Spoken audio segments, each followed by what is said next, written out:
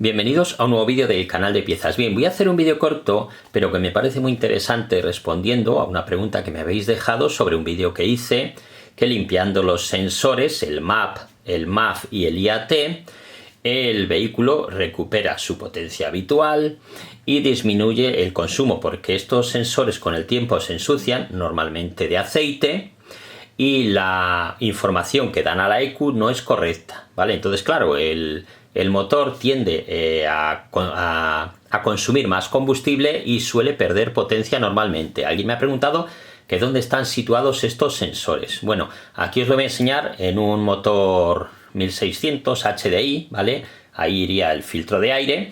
El sensor MAF o caudalímetro es ese, siempre va en todos los motores después del filtro de aire.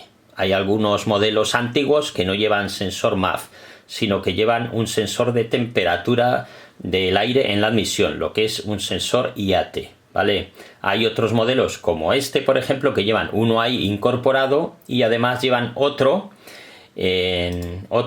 cerca del colector de admisión, siempre después del turbo, porque claro, la temperatura varía cuando pasa por el turbo, se comprime el aire y se calienta, luego pasa por el intercooler y el intercooler lo enfría. Ese sería el sensor IAT, ¿vale?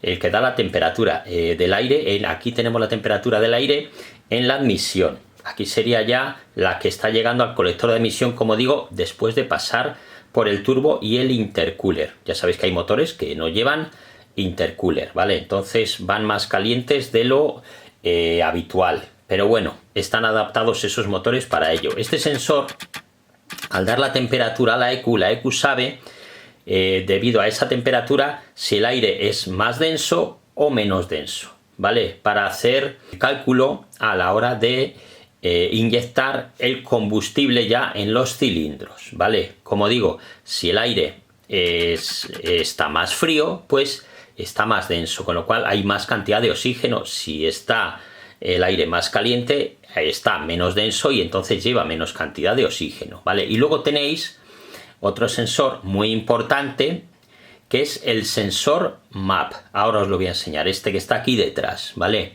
El sensor MAP, como digo, es un sensor también, igual que los otros, muy importante, porque este sensor da la presión de aire en el colector de admisión. Hay sensores MAP que llevan 4 pines o 4 cables. Los que llevan 4 cables llevan ya incorporado el sensor IAT.